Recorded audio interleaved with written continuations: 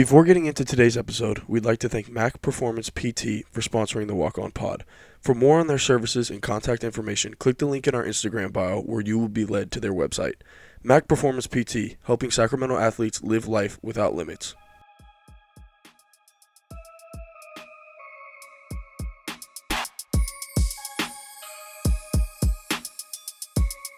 Thank you for tuning back into the Walk On Pod. I'm Luka Dolovich. I'm here with Tommy Ball, and I'm going to send it over to our resident historian, Jared Waters, to go ahead and intro our special guest this week. Thank you. Thank you. We do have a very special guest this week. This is the man, Matt Donlan.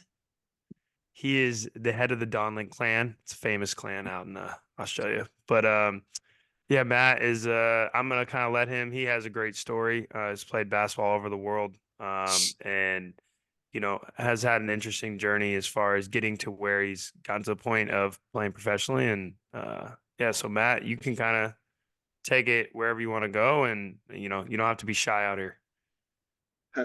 No, I appreciate it, man. I appreciate you fellas for having me. Yeah, like Jared said, I want to say I started training with him maybe my first professional season, which was for sure a mistake. Probably needed to do a little bit more before that. Um, but yeah, I mean, basketball's been a weird journey for me for sure. I definitely had a unique path. Um, Started at Capital Christian in Sacramento. Played on some good teams there. We had pretty loaded team my senior year. I think we had maybe like 8 or 9 Division I dudes like in total between like football and basketball. We had DJ, obviously went to Michigan.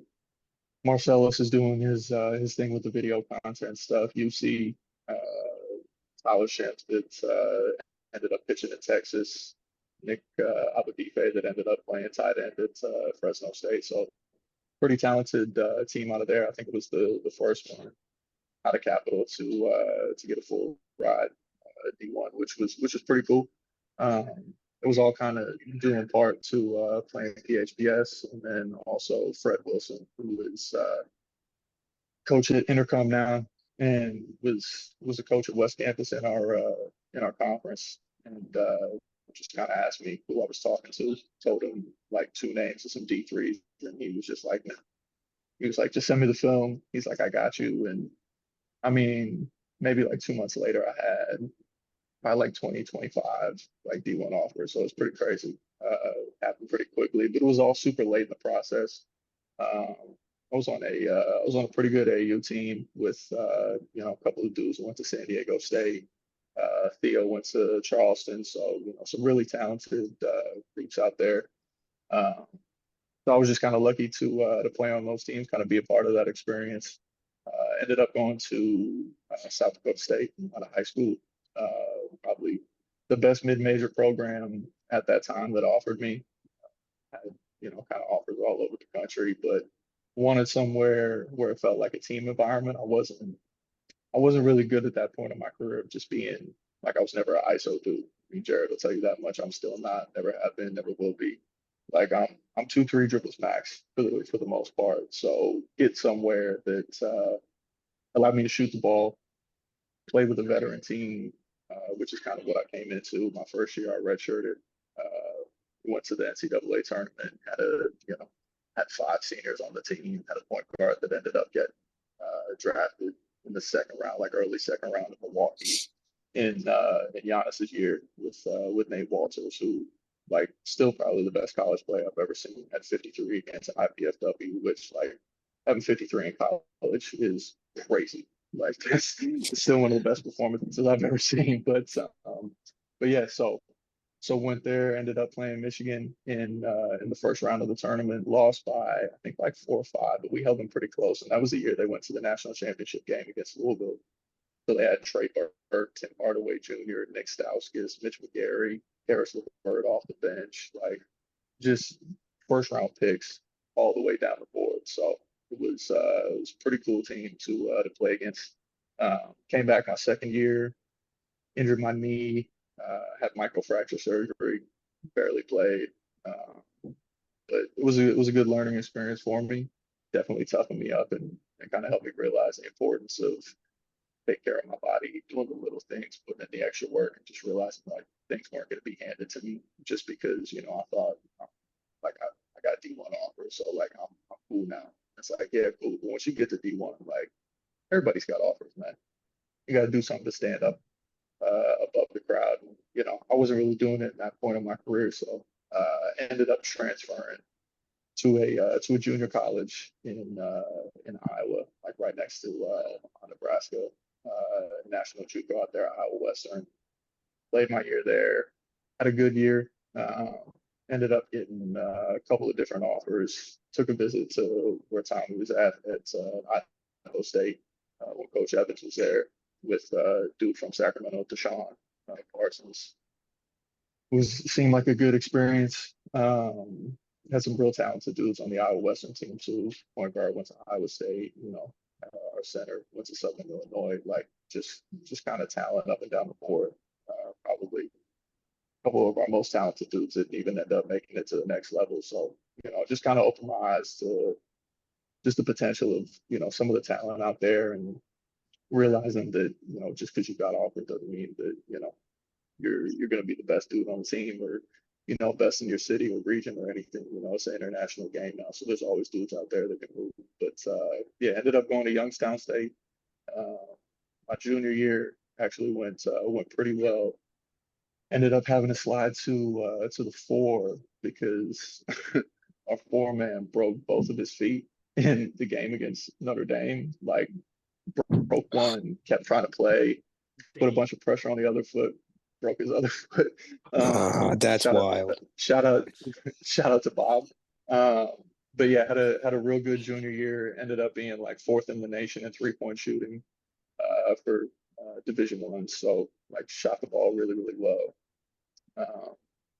Was starting to get contacted by agents, do that whole thing. Came back from my senior year. Definitely didn't play as well as my junior year, but I think it was a good option. Like started every game pretty much. My career at Youngstown, we weren't always the best team, but we certainly had a lot of like variation in the way that we played. We could beat really good teams, which we ended up doing in the conference tournament. My senior year, we ended up going in, won the first game against Cleveland State, went against the 1 seed in Oakland, ended up upsetting them, like on ESPN. It was super cool. And then yeah, when lost to Northern Kentucky, we ended up going to the tournament, but had a lot of variation in the way that we played. We're a smaller team. It's kind of me and another dude, Cam, who can't really score the ball, average like 24 games. So some pretty talented teams, but certainly yeah, a lot of variation in the way that we played. But after that, ended up signing with an agent. Went to Impact Academy out in Vegas for a couple of weeks out there. Kind of did some pre-draft stuff. Signed with an NBL team down in Australia, the Adelaide 36ers. Right before I was about to leave for that one, just didn't really like. Had a couple of other offers come in. One from Spain, and that one seemed to make the most sense at the time. So I ended up going over to Spain and playing in the second league over there in Huesca. So it was a real good experience out there. It was tough, man. It was probably some of the toughest training that I've ever done, doing 2 days, 5 days a week, playing one game, 9-month season. So it was a grind. After that, I was definitely looking to get somewhere that spoke English. It was real hard with the language barrier, and just not, part of that was on me for sure, but they just didn't really have the setup for to have a translator, and had some good games over there, definitely some talented teams, but ended up coming down to Australia and did a couple of stints, like short stint with the Melbourne United over in China. Same thing with the Sydney Kings. Ended up like representing Australia, I think is what it was. We played the national teams for Iran, Poland, Germany, like a U.S. representative team. It definitely wasn't like Team USA, but it was pretty cool, like little international tournament. Yeah, played down here professionally for about 5 years. And started working kind of like full time. Wanted to figure out what my next step after basketball was going to be, because at some point in at some point for the dudes that are like overseas, you got to kind of look at your life and realize like, hey, basketball's been the thing that I know, but I'm 27, 28. Like, I got to be realistic with my journey here. So yeah, started working full time, and I would say I'm probably more on the retired side now. So yeah, it's been an interesting basketball journey for sure. I feel like that's a bridge that a lot of hoopers, including myself, are not looking forward to having to face. And you addressing it so casually and No, just skating over it in one sentence makes it seem like an easy task that I can only imagine how difficult it was. So I applaud you for that. But yeah, no, obviously a dope story. no, I appreciate that, man. I have a question that is gonna take us really far back, actually, because you said Yeah, back in high school, or yeah, early high school, you played for PHPS, and that name yeah, holds weight for me. That name probably doesn't hold weight for a lot of Sacramento Hoopers below the age of me. I bet Tommy's kind of right at I'm the very cutoff. I'm familiar with PHPS. Very Exactly. familiar So with I'm yeah, PHPS. and I feel like as we've gotten the years have I don't gone know that on. anybody below me is. I think Yeah. 2020 graduating class is probably the last dying breed that yeah, knows them. Exactly. So I kind of want you to touch on like what it meant to be on a team like that back in that day, because even like for when I was in high school to play for a team like that every Sacramento real hooper knew the name of, you were a guy, like you were one of those guys. But now like there's a team with 10 different names, 10 different colors, 10 different whatevers that if you want to be on the AU team with that name on your jersey, you'll find a way to it. And it's just Mhm. not the same anymore. So when you said that, it kind of like sparked it to me. I was like, dang, that definitely holds a lot of weight for me. I also want to yeah, comment, like, just to before Matt goes, like, for people to like to give people reference, like back when in Matt's day, like the Oakland Soldiers and PHPS were like neck and neck. Mhm. Like there was as much talent on PHPS as there was on the Oakland Soldiers at that time, at Matt's time. Like It's if in the that name, gives people yeah, man. reference. It's in the name, baby. Play yeah. hard, play smart. Yeah. Play hard, play smart. You know, shout out to Coach Glenn and Coach Beham. Yeah. We no man, we had a super talented roster. It was one of those things where I kind of got pulled into it with the dude Sean, who's kind of coaching out of Clovis, and it was like the second team for PHPS, and it was kind of like a ragtag bunch of dudes, just like from all over NorCal, and like from there, I think I went to one of the practices where it was like a joint one, and Coach Glenn kind of spotted me and was just like, "Nah, man, I think we need a little bit of space on the floor on the top team. And I think I want to like pull you up." So I was excited, man. It was like I said, super talented team with Dakari, Diero, Eric Kinney out of Sac High, Theo, like a bunch of Sheldon dudes. Yeah. Um, like Kai, Ryan Manning, Sean Smith out of McClatchy, who was like super underrated. Sean was a real good player. We were small, but we guarded really well. We definitely had a lot of talent. Definitely not like as developed at that time, but certainly dudes that played hard, and so it was a real easy kind of role for me. I was someone that I was always trying to fit in, like not fit out when I was playing on the court. So shooting the ball like walking into an environment like that, having to kind of be told like you got to shoot the ball, man. Like this is what you're here for. Like if you're not going to shoot the ball, then you can go back down to that one. But if you're going to be up here, let it fly. So kind of embracing like what my role was, kind of outside of the capital teams, where it was a little bit more like I'm kind of older from like eighth grade at Capital. I was kind of told like, hey, I got recruited to Capital by Phil Oaks at the time, he was a coach, and so it was a little bit different with PHPS, but I like that. I like being able to kind of find my own footing without like any of that pressure, other than just shooting the ball, which is what I do. So yeah, no, to kind of touch on it, Luke, that was a really cool part of just kind of the Sacramento like basketball scene at that time. Because there weren't like a ton of really good teams. Um, but like certainly like the Soldiers were kind of the ones that we knew would look really good if we got a chance to beat them. And like Lake Show out of San Fran was kind of the other one. Like the closest I think we got that last summer. We were waiting at the Fab 48 to we got to the second round. We beat Southern Kings of Georgia, which was like an EYBL team, and the Soldiers got upset in the first round, I think, by a small team out of LA, which was coached by Doug Gottlieb's dad, Bob Gottlieb. Um, and they had this dude that ended up playing at Florida State, like point guard, had a couple of like big dudes. It was random, but that was, those loaded like Soldiers teams that, all the Gators find us like highlights and all that stuff. Boot mixtapes like back in the day where, I felt like those were like kind of the pinnacle of those ones. It was all those dudes with, Aaron Gordon, Jabari Bird, Dominic Artis, just loaded rosters that like the scene at the time was really cool. Oh, Yeah. that's super dope.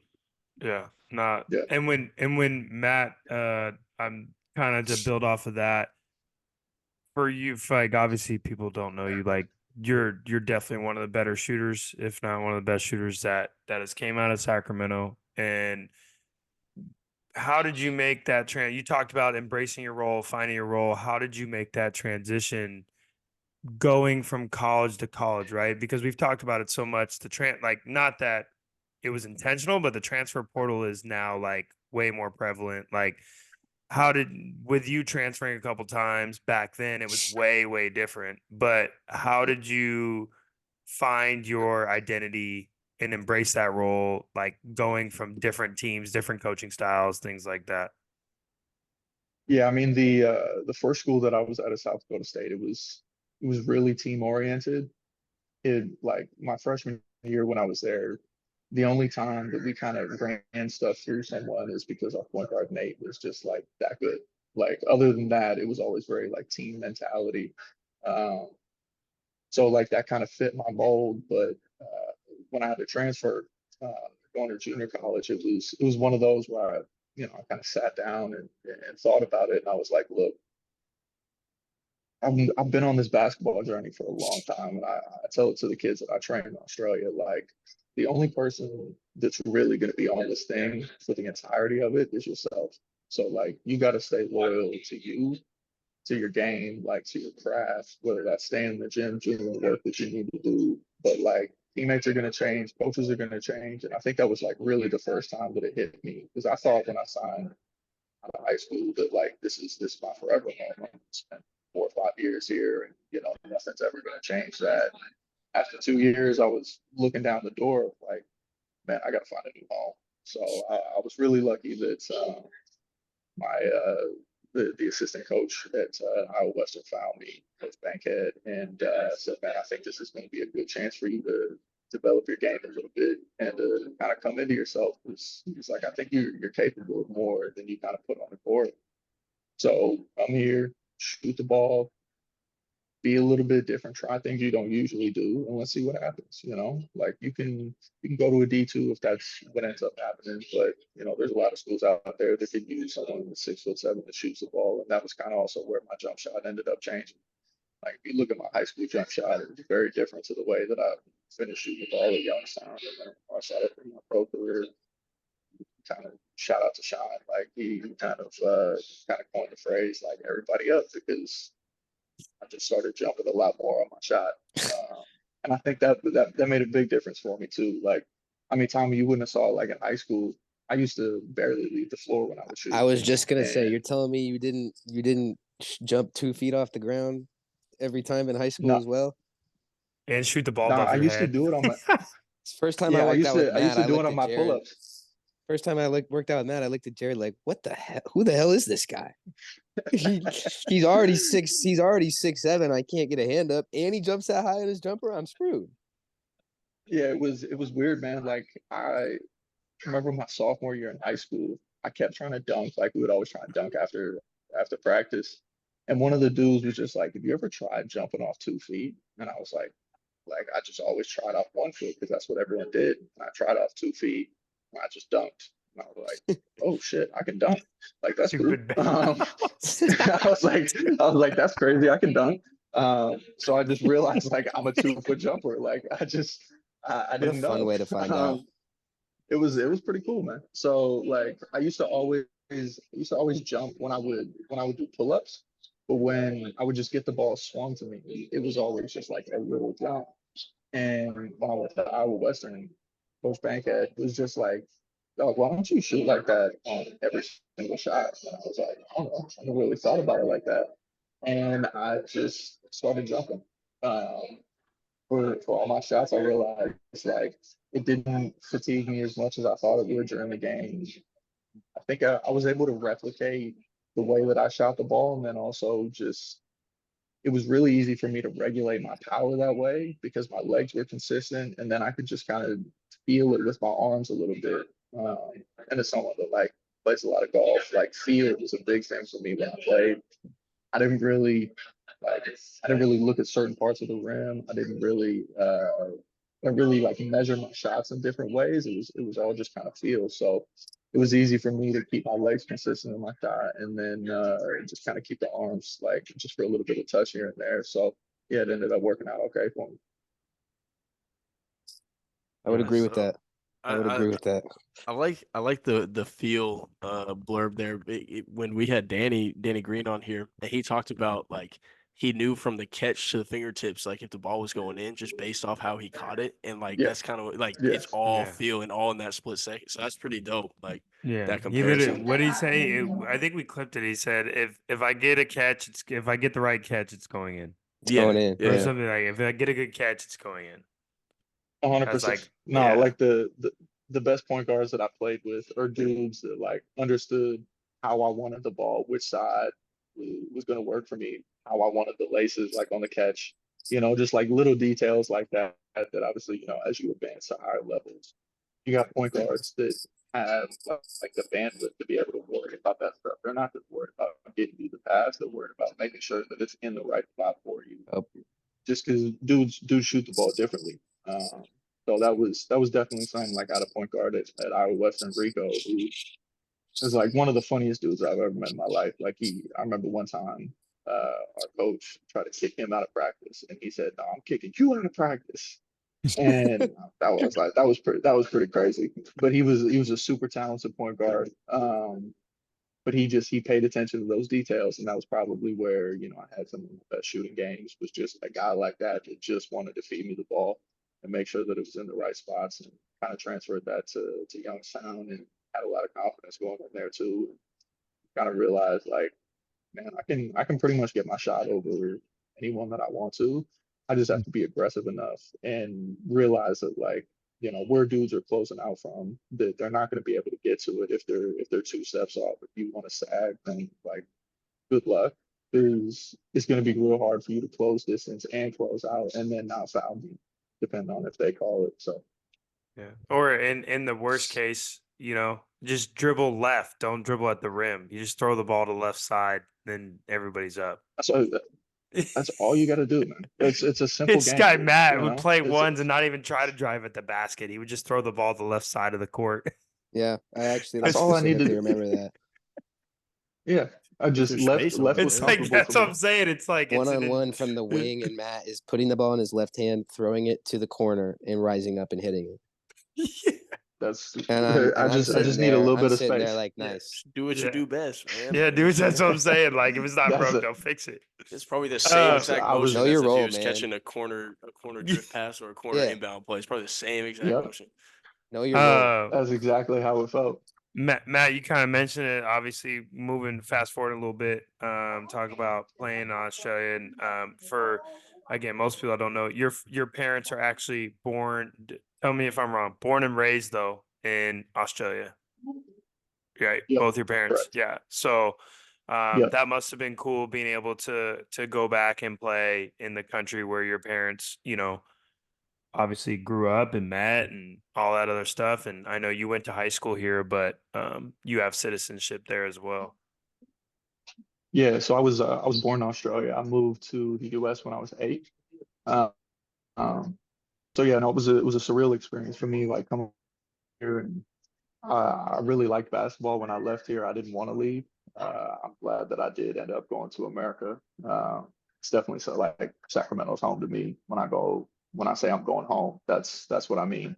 But I remember I was at Youngstown like end of my senior year, And I woke up and checked my phone, and I had a text, and as I'm reading through it, I get to the bottom, and it's this dude from the Sydney Kings at the time, the head coach Andrew Gaze, who was saying like, I'll pick you up at the airport. And I sent a screenshot to my mom. I was like, yo, this is crazy, because like I wouldn't expect most people to have familiarity, but like he's probably the best player like in Australian history, certainly as far as like accomplishments like on an international level. He did a little bit of a stint in the NBA with the Nuggets and the Spurs, but he's like the all-time leading scorer down here. I think he's got like 8 MVPs or something like that in the NBL, like Damn. just consistency. So he was a killer back in the day. He used to average like 30. Um, and so he's like probably the best known player down here. There's some clips and stuff if you go back to like Charles Barkley and stuff, and saying like, "Oh man, we're playing Australia. All we got to do is watch out for that gray hair dude," because he had like gray hair when he was like 26, 27, but like was recognized enough by NBA dudes that they were like, "No, like this guy can go." So that was a pretty cool experience, and it's kind of weird being down here. Like when I initially moved over, because they hear like the American accent, and then they're like, "Oh, you must be an import," and I'm like, "Nah, I'm a local." And like down here, like that's the difference in good teams and bad teams. Is if you have like really good local talent, your imports are probably going to be good. Most of them are kind of on the same level. Obviously, there's some variance, but um, having really good imports with dudes that have like international experience, especially at the professional level, not just at college, it's kind of hard to come by. So I was in a good spot when I moved down here. I knew I had a good resume. I knew that I could play at this level for sure. But it was just about finding the right fit for me, and the team that I ended up coming down here and playing for kind of for the entirety of my career down here at Casey took really good care of me, and I enjoyed my time there. The setup that they do is a little bit different. They've got kind of teams all the way from the under 12s age all the way up to under 21, and then they have a men's and women's professional team. So it was cool to have kind of the community involvement at that level too, and you can obviously do some work and train some kids and kind of work within that organization. But it's a pretty cool structure that they have over here.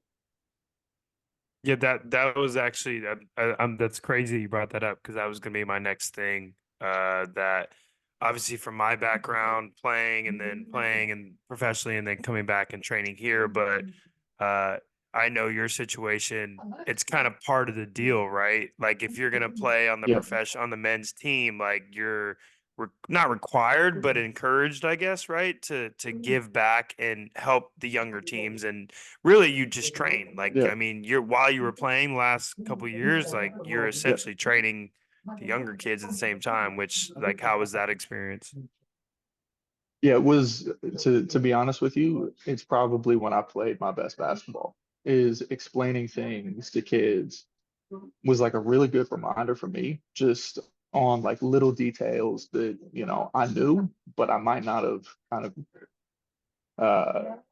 have emphasized as much to myself. And yeah, I think it definitely I think it helped my game a lot, and it was something that I really really enjoyed.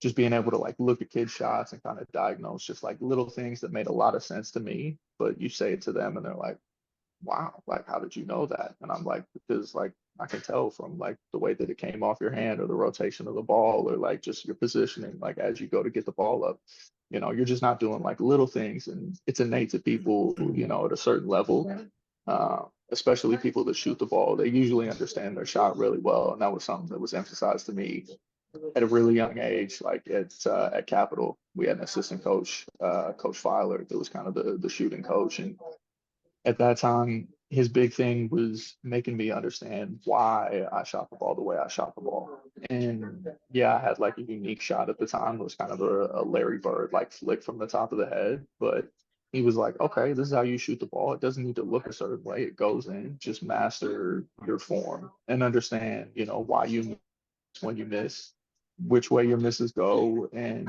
just kind of understanding like the overall like physiological part of like my shot, which I think is really important when I teach kids now. I always tell them like, hey, it's all well and good for me to know why you miss, but I want to teach you why you miss so that you could diagnose your own shot and you have that same sort of feel so that, if the ball is going left, okay, like, I know it's maybe coming out like pinky side, or, like your follow through isn't staying consistent, or your legs, whatever part of your shot it is, it's just being able to have that like awareness.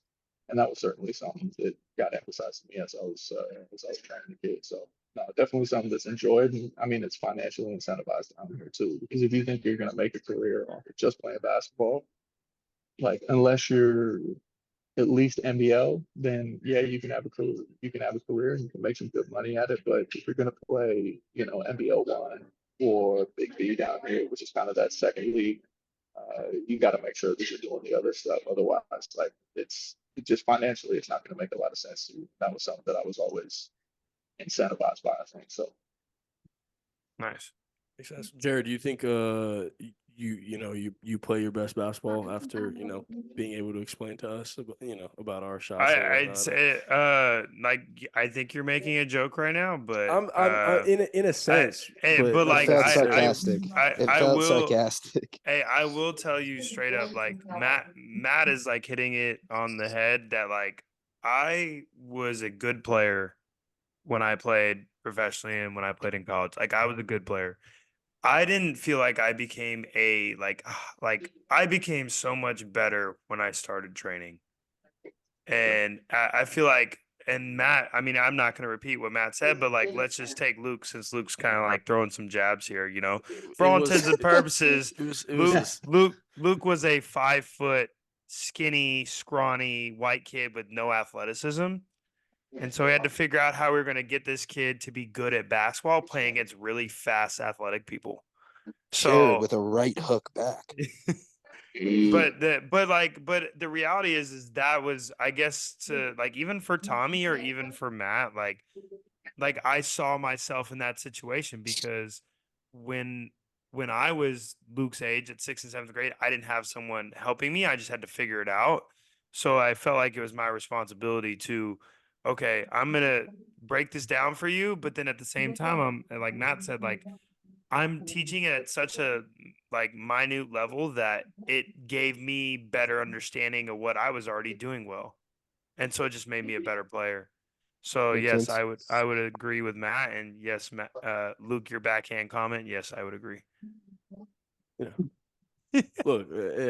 Some may say you were the wins champion this summer, so I got nothing. I have Yeah. nothing to. I think I was actually.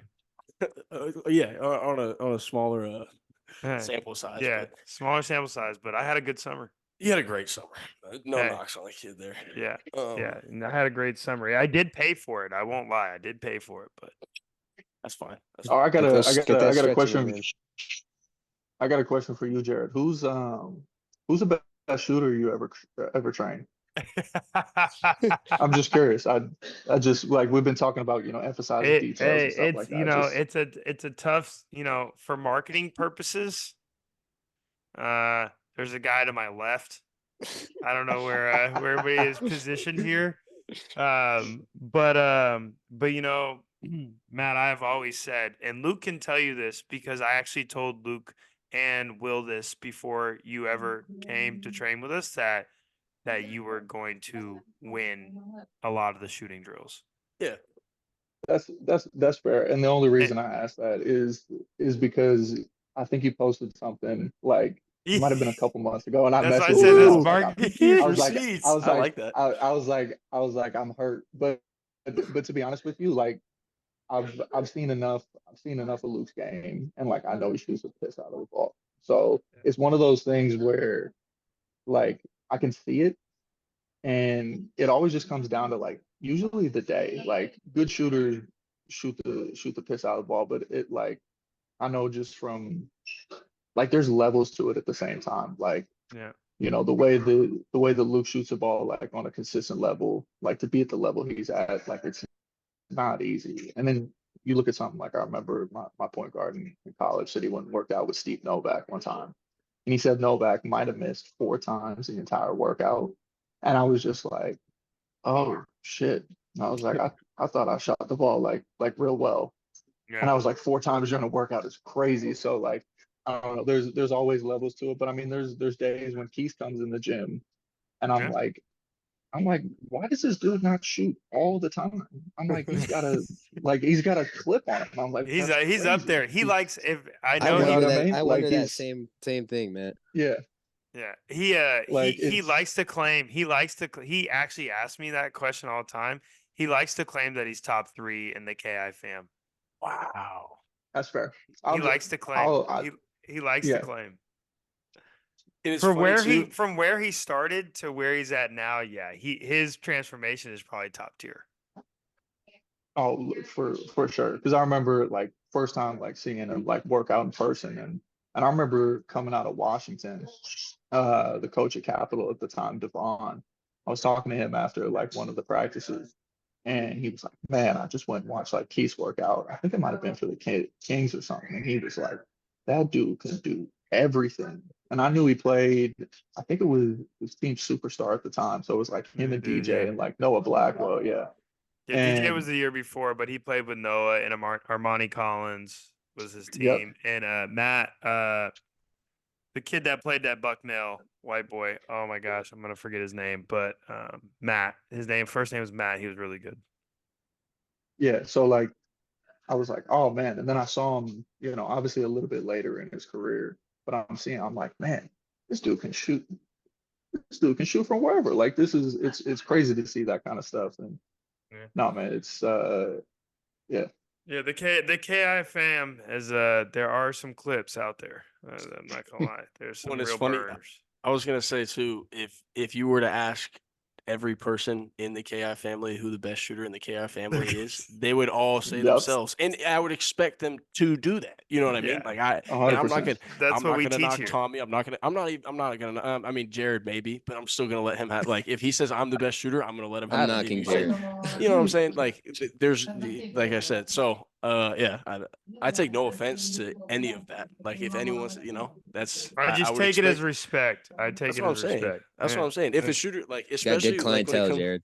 when it comes to shooters too, like, I would, to be a good shooter, you have to believe you're gonna make every single shot you're gonna take, right? So if someone asks me if they think they're a better shooter than me, obviously I have to believe full-heartedly that I'm the better shooter in this conversation, and that's fine. You know what I mean? And that's just the Yeah. way that you have to think in order to be successful at it. I since we're talking about it, I think this is a funny anecdote. Luke, you can kind of take the floor if you could take as far as you want to go. But Matt, so Luke and I were talking about when he did some stuff with the Kings and stuff like that. He would end up in the shooting group with Keegan Murray, and and they would like Keegan's probably the best shooter on the team, like for all intents and purposes, and like they would like Luke would be going shot for shot for him with him, and like Keegan would be looking at him funny, like bro, who are you?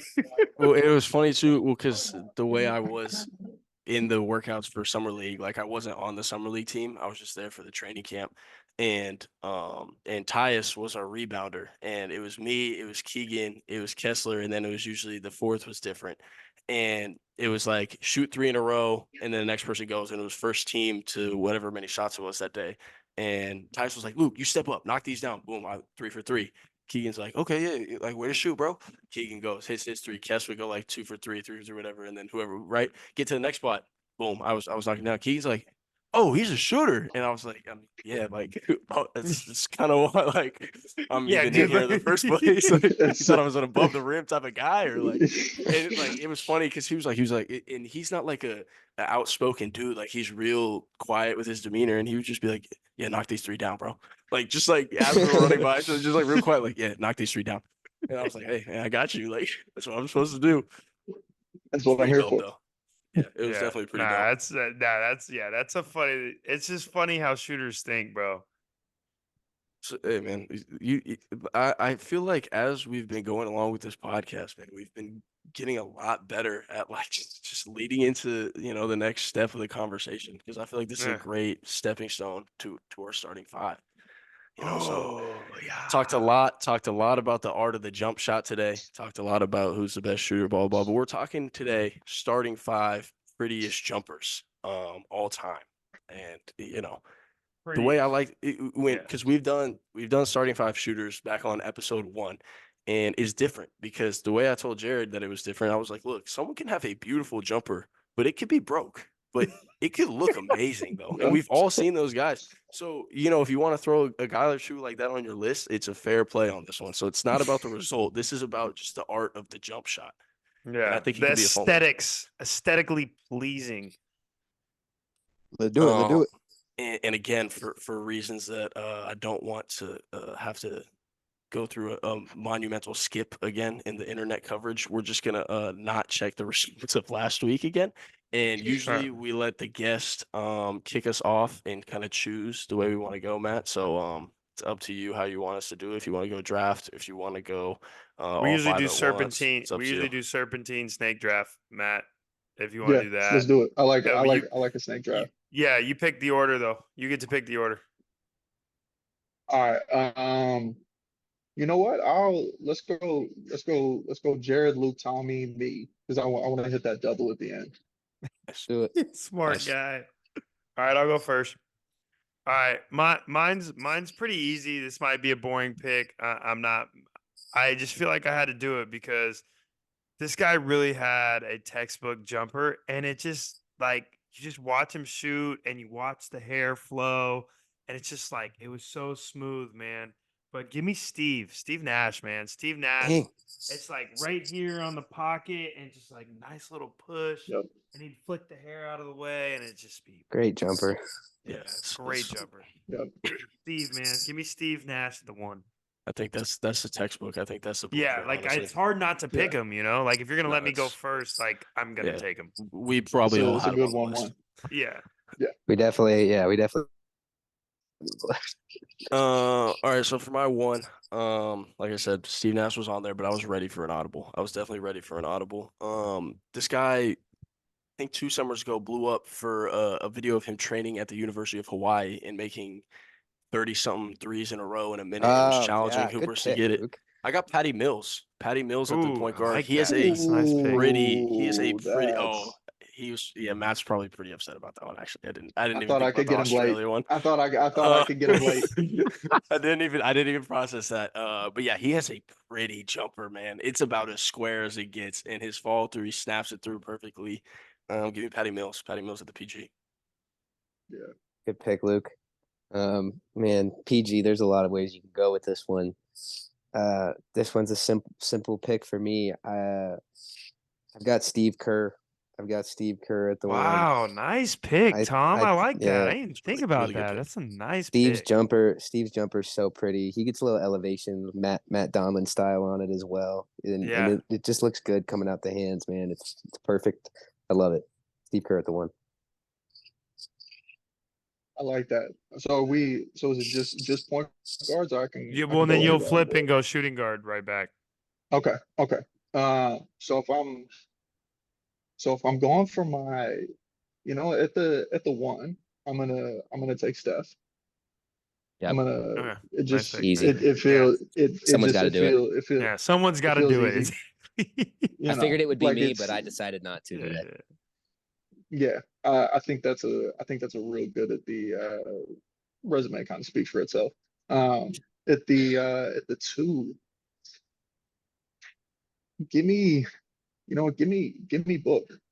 Oh, come on, Matt. Good pick, I'm Matt. gonna take Book. Matt, good He pick. just, I'm upset. he's one of those dudes. Like I think the fluidity of everything, like his game in Yeah, general, kind of leads That's a into great like the point. jumper. Yeah. Like if you're fluid in the way that you move, most of the time you got a pretty fluid jumper too. So yeah, give me Book at the two. Yeah, that's such a good pick. That is a perfect jump shot in every way. So Yeah. that's a great pick.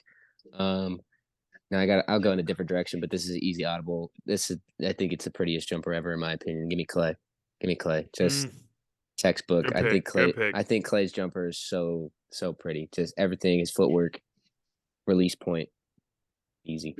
It's efficient too. I think that's the prettiest Yeah. part about his It's jumper. the is how same efficient shot it is. every time. Yeah. It's Yeah. No it's wasted nuts. movements in any part of his body. Repeatable. Super Um, repeatable. yeah, full transparency. I definitely had Devin Booker as well, but we're here. We're ready for some audibles. I got a great audible here. Honestly, I'm proud of this one. This is before my time. But I'm a student of the game. I've watched a lot of film on a lot of shooters. Give me the rifleman Chuck Person at my shooting guard. Wow. Ooh. I mean, Uh, look, man, there's a real repeatable follow through right there on a Yep. really big time shooter back in the day. yeah. Yeah. I like that. That's nice. That's nice.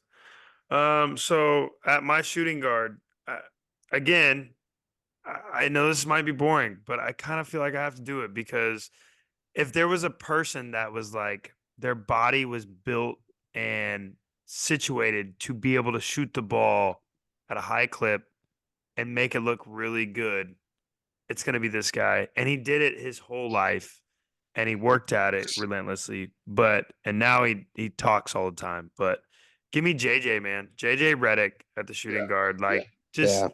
it was just like Steve was a little lower, but like JJ was like right in front of the right eye. Like, it just didn't matter. The guy was like at Duke running off of like pin downs at 30 feet and At just half court, cashing. at the Yeah. Coach K logo. Like, what are you Yeah. doing? Yeah, like because he His shot's couldn't. You know why crazy, they bro. did that is because he couldn't dribble, and teams would try to just stay in his hip pockets. They're like, oh, we'll just set it a little know- farther out. And it's funny too because, and it's funny you even brought up me being a baby for my whole life. But people always joke like when I'll make a deep three and stuff, and they'll be like, "Yo, like, when did you learn how to shoot like that?" And it was like, bro, like I never was survival. good enough. I was never good enough to go past someone, and it was like, okay, just continue to guard me out here, and like that's the Yeah. same thing. Like Just it's like, back okay, up. JJ's not gonna. Hey, he dribbled past someone. Let's just set the screen 10 feet further back. He'll still make Boom. it. Like it's fine. Yeah, that guy's gonna get tired. He's not gonna run that far. Yeah, like come on. Okay, now at small forward. Now, this dude is. I feel like everybody here is gonna resonate with this, and I might steal someone, so I apologize. Again, this is kind of one of my more boring lists, but like, I'm just thinking of smoothness and like, bro, Paul George's jumper is Wow, just okay. like, Yeah. oh my Yeah. gosh, man. Yeah. Like, you can say whatever you want about his winning or losing, but like when that dude shoots, like, Yeah, I think it's similar to the Yeah, Devin they say Booker he's the thing. smoothest player in the yeah, league for a reason. like it's just so smooth, dude. It's so nice, and he wasn't like that when he came into came into the league. Like he didn't have that, so it's like I can see the work he's put in. I was worried you were gonna take my small forward here, honestly. Because Okay. this is right up you and Tommy's alley. I got Chris Mullen as my small forward. That's Okay. nice. That's Classic nice. smooth You're jumper. being the historian today. I like this. But look, man, I have to like when it comes to shooting, like this is Yeah, you did your like I homework. said, You did your it's homework. an art. It's an art, and I got the guys in the Mm. repertoire here. He had the So, rifle jumper. Like he man. jumped and it was right here. It was like It was- it was like Oh, it was nice. it was real Yeah. cocked back, tight, Snappy, yeah. efficient. Yeah, like yeah. it was, Yeah. and he got to his spots too, and I like that. I Yeah. like that about a shooter. Nah, he's good nice. pick, Luke. That's a really good pick. I like that Good pick. pick, Luke. Yeah. I'll counter Luke's Chris Mullen with his running mate in that era. Give me Mitch Richmond at the 3. Yeah, He Mitch was- he was in the Richmond. mix as well for me. big bouncy jumper. Yeah, I like that. His jumper's super pretty. So I mean, Warriors fan. I got to prove my Warriors fan in there. I got to throw him on there. Shout out to the Kings too for that. There you go. He's in the Raptors. I like that. So keeping with the history theme, I'm gonna take Drazen Petrovic. Yeah, that's Luke's Wow. guy. I can't believe Luke didn't have Yeah, I gotta take him at the 3 at a burner. Like obviously didn't get to play as long as kind of everyone hoped, but that dude could flat out shoot the ball. Light it He up, could man. really play. Yeah, that was a nice pick. So yeah, I'll take him at the 3, and then at the 4, I think I gotta just go with the OG Larry Bird. Yeah. I think I'm gonna just take Yeah. Larry at the 4. Behind the head, Jay. Yeah, that was I like think a just- testament to behind the that's- tent. Like that's you. I gotta pay a little bit of homage here. Yeah. For I like it. unathletic dudes. I mean, I realized I was athletic a little bit later. I don't think Larry had it, but yeah, man, it just super repeatable motion. Like just always had in my head that image of him walking off the 3-point contest when he just put the finger up. Love it. He's great pick, Matt. Love it. Yeah. At my 4, we'll go a little small ball. This guy can he played the 4 later in his career. More of a compact jumper, but I would argue that he's got the prettiest bump fade, post fade ever. Give me Carmelo Anthony, the Mm. 4. Yeah, that's Just a nice pick. Nice pick. just so good. No looking. arguments. No arguments Yeah. there. Okay, I thought Luke was sick. I thought you took Luke's pick. That face was. Nah. He was in contention for my 3, but Yeah. no, that's a great pick. My power forward. 4. you Let's know, hear it. This guy, I like this pick at the 4 because he didn't come into the league known for his shooting, but the way he developed into a pick and pop guy, arguably one of the best rebounders of all time. I got Kevin Love at the 4. I think he turned into Wow. a really Yeah. good big man shooter with a very pretty jumper. Yeah, he has a very very easy big man jumper. Yeah. Like it's an odd. Yeah, that's great for someone that's 6'9", 6'10". Top 1 outlet passes of all time too. Yeah, Just yeah. Ooh, Bro, the We probably video won't of ever him do an on outlet Inside passer Stuff list, but- hiking hiking a ball, or like throwing the ball the full court, like what was it, overhead pass? Yeah, Yeah. he's a nutcase. All right, now I was really worried. I thought Matt was gonna screw me up here, but I'm really glad that I got to this point because my power forward, I knew who it was from the time that we mentioned this starting 5 because this guy was for a couple years, like Matt said, like the guy never missed. Give me Steve Novak at the 4 Mhm. because like Mhm. his jumper, and I've met him. He's a great dude, and he's a smooth talker. Like the smoothness permeates through his being. So yeah, That's nice. Steve Novak Mr. Novak. It's a at the good pick. 4. Now at the center, I'm really excited about this pick because I feel like this guy is the unsung hero of my squad. And he really didn't shoot threes early in his career, but Tommy talked about bump fades. This guy had the best turnaround jumper in the NBA for about, I don't know, 6-7 years. Give me LaMarcus Aldridge Yeah, at the center. Good Yeah. pick. I like Good that. pick. He was way up here, but it was He just is the so unsung smooth. hero. It was like, I'm just gonna cash every single one of these. I'm not gonna extend my elbow, and I'm not gonna get any rhythm. I'm just gonna hold it above my head, and I'm gonna snap my wrist. His and it's gonna bump go fade in. was crazy. Yeah. It's Yeah. LaMarcus Aldridge at the 5. It's a really good pick. It's a really good Yeah. pick. I'm upset I didn't think about that actually. Yeah. I'm actually just gonna go straight. I have my 5 here. I don't know if it'll get taken, but I'm just gonna go a different direction because I'm inspired now. I'm gonna go with a brand new player, and he has a pretty jumper. It's probably not like in the conversation of prettiest jumpers of all time or anything, but I just think for the way he's built and how he's able to do it, Victor Wembanyama has a extremely pretty jump shot for being slender man. And Yeah, I he just think does. it's very impressive. Yeah, And I I'll got to give show a you little bit of Spurs love. So, give me Wemby at the center. I just that was an I'm on the not fly even mad choice at there. that pick. That's a great pick. He's an alien. It's He's an it's alien. Yeah. to have the mechanics that he has with the way that he's built and the size of his hands shooting the ball. I think it's extremely impressive. It's actually a shot at people like Shaq who can't shoot free throws. Like you can't tell me your hands are too big, bro. Like It's this guy crazy. has a tennis ball in his hand. Like I also saw he already scored 1,000 points, and like that dude doesn't even play That's- 30 minutes a game. No, That's so it's crazy. crazy They're to like me. holding him back. That's the crazy part.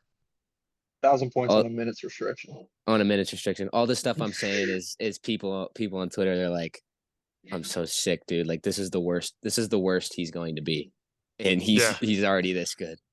But anyway, at my 5, I think you guys will like this pick. This is the guy that probably nobody expected to be on this list, but for some reason, I just remember him having such a nice looking jumper, and he talks on TV nowadays every now and then. I think sometimes makes some guest appearances on ESPN.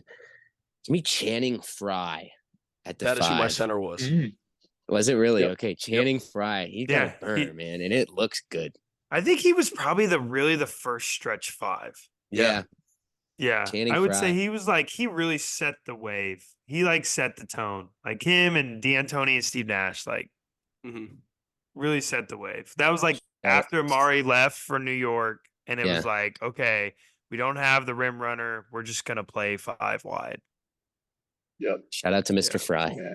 Yeah, that's a good pick, Tom. I didn't think about that either. That's an Bear awesome down pick. Wildcats, That's- baby. That's a good one. So I mean, we're talking about like size, and I mean, I kind of thought about it in a team environment. You know, what do shooters want? Usually a real big to give them some space, someone they got to crash off of. So to kind of, I mean, I was doing this before Luke picked Wemby, but give me Yao. Give me Yao. Like I'm like for a dude that's 7'6", for him, like To be able to make he had a free great, throws. And like he shot the ball super well. Like, Yeah, you he know, did. He'd hit some I Dude, he threes mean, every did. now and then. like Yeah. he was the first person that I saw like 7'6" that could really shoot a free throw well. He could hit the mid range, like had a little handle on him. But yeah, shooters want space. Yeah, I was gonna give me space. I Yeah, like that. that's a great, man. I love these picks. These are some great picks. All right, Matt, you hit us with the walk on, and then we'll come back. Okay, so walk on. I sent one to Jared as a joke, but we're going NBA dudes. So as my walk on, this was a dude that had a weird free throw, but one of my favorite players, super smooth dude. Give me Nick Van Exel. Give Nice. me Lefty. give me Nick the Quick. There's something about a lefty like smooth shooter, and he was one of those Yeah, dudes had a weird free throw standing like 3 feet yeah. back from it. But give me Nick the Quick. Good pick. Walk on. I feel like you can just there's so many different people we could pick here. And I'm gonna audible last second. Just talking about Matt's jumper and the amount of vertical he covers when he shoots the ball. I thought of this guy during the middle of the episode, and I just don't think I can't think of a time I witnessed him miss a mid-range jump shot ever, being a Warriors fan. Give me Sean Livingston. Sean Livingston's mid-range jumper is so freaking pretty. That I mean, is if he pulled up, it was going in. Feels There's like a nothing homer you pick. can I do. don't that know, is a man. homer pick. His jumper is gross. It does No, not I look love good. it. I love That's it. the I think opposite. His jumper I is think gross. his pull up. Don't get me wrong. No, I think his pull up looks good though. Like I think the elevation he gets and the extension, I think Bro, it looks looks like he's good. having a glitch every time he No, I love shoots. it. I love it. That's why it's the walk on though. That's why it's the walk on though, because that's a lot of people might think it's ugly, but I think you got I to don't know. I'm with appreciate the Luke. I feel true. like You you're got to throwing in a appreciate the homer true pick. beauty of the pull up there. You've got to appreciate the true beauty of that pull up. I'm not hating, bro. Dude never missed. I agree with you. I don't think I ever saw him miss a mid range pull up. It didn't look good. I'll just Say cut it out. Tommy's lucky. Tommy's lucky that Chuck Hayes didn't play for the Warriors.